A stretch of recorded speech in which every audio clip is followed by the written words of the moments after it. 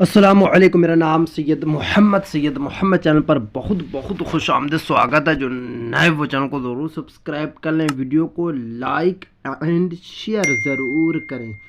BPSC TRE 3.0 शिक्षक भर्ती को लेकर काफ़ी बड़ी अपडेट निकल कर आ रही है। 3 अटैम्प्ट को लेकर, यानी कि 3 अटैम्प्ट आपका बढ़ा या फिर नहीं बढ़ा।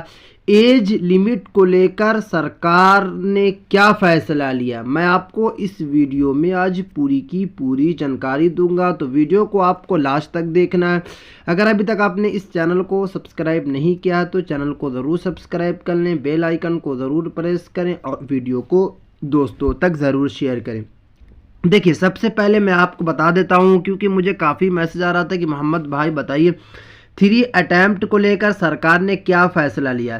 देखिए, सरकार ने साफ साफ कह दिया है कि आपको सिर्फ और सिर्फ 3 ही मौका मिलेगा, उससे ज़्यादा आपको मौका नहीं मिलेगा। क्योंकि जिस तरीके से सक्षमता परीक्षा में 3 मौका मिल रहा, नियोजित शिक्षक को सिर्फ और सिर्फ 3 मौका मिल रहा, क्योंकि वो 20 साल 21 साल से पढ़ाते हुए आ रहे थे, तब भी उनको सिर्फ और सिर्फ 3 मौका ही मिला है।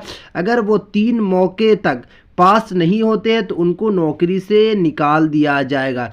तो आप अगर टीआरई 3.0 का एग्ज़ाम दे रहे हैं तो आपको माइंड में बैठा लेना है कि आपका लास्ट चांस है। क्योंकि आपने फर्स्ट एग्ज़ाम दे दिया, टीआरई 1 दे दिया, आपने टीआरई 2 दे दिया, तो ये टीआरई 3 जो है आपका लास्ट है। इसके बाद फिर आप बीपीएससी के एग्ज़ाम में नहीं बैठ सकते हैं। सरकार का यही फैसला है। हाँ, अगर सरकार बाद में निर्णय ले ले तो अलग बात है, क्योंकि आपको पता है कि सरकार सुबह में कुछ बोलती है, शाम में कुछ करती है। बट अभी तक, यानी कि आज है 15 फरवरी तक की अपडेट यही है कि अभी तक सिर्फ और सिर्फ 3 अटैम्प्ट को लेकर ही सरकार ने कहा है कि इससे ज़्यादा आपको मौका नहीं मिलेगा। क्योंकि आपको पता है कि अभी जो सक्षमता परीक्षा जितने भी कैंडिडेट दे रहे हैं नियोजित शिक्षक, उनकी आज मीटिंग है उप मुख्यमंत्री चौधरी साहब के साथ, यानी कि 15 फरवरी को मीटिंग है। मीटिंग में वही अटैम्प्ट को लेगा, उनके अटैम्प्ट को लेकर बात होगी। बट आपके अटैम्प्ट को लेकर अपडेट यही आई है कि आपको सिर्फ और सिर्फ 3 ही मौका मिलने वाला। चलिए, अब दूसरी जो अपडेट है, सरकार ने क्या फैसला लिया एज लिमिट को लेकर। क्योंकि आपको पता है कि एज लिमिट को लेकर जो सरकार ने निर्णय लिया है वो सरासर गलत है।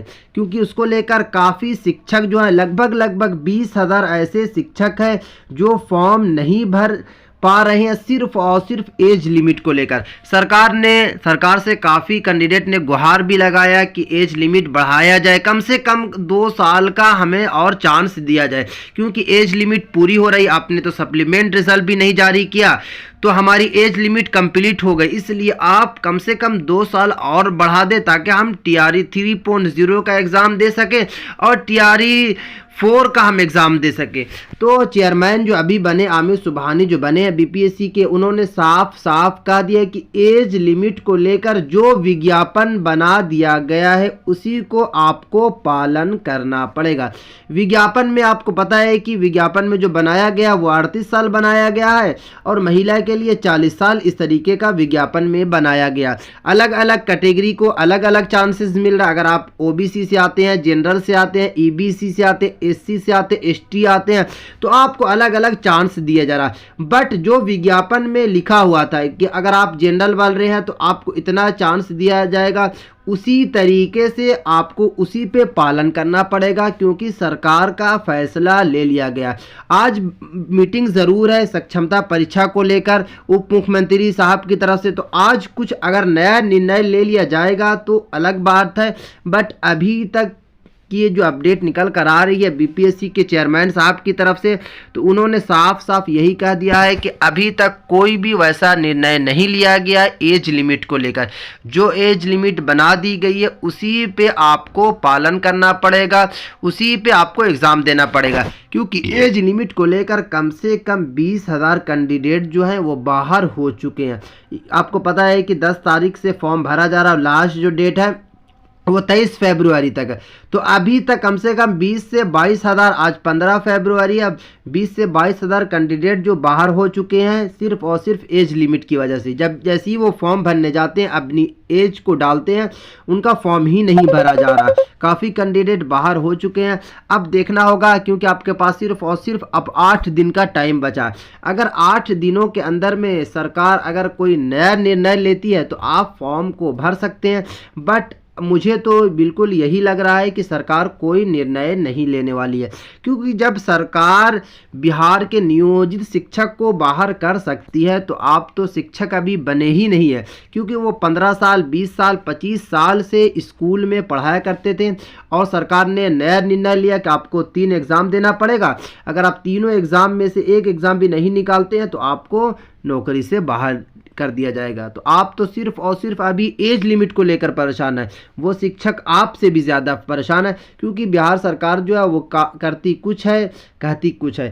तो इसलिए एज लिमिट को सरकार ने यही फैसला लिया है कि जो विज्ञापन में बना दिया गया, जो विज्ञापन जारी किया गया है, वही विज्ञापन को आपको पालन करना पड़ेगा। अदर किसी तरीके का अभी तक चेंजेस नहीं हुआ है। 8 दिन के अंदर में अगर चेंजेस हो जाता है तो आप फॉर्म भर सकते हैं, वरना आप फॉर्म को नहीं भर सकते हैं। तो ये थी काफ़ी इंपॉर्टेंट वीडियो बिहार TRE 3.0 को लेकर, BPSC TRE 3.0 को लेकर। अगर बिहार सरकार की तरफ से कोई भी अपडेट निकल कर आती है तो मैं आपके पास सबसे पहले वीडियो बनाकर पहुंचाने की कोशिश करता हूं। ये थी आज की वीडियो। अस्सलाम वालेकुम।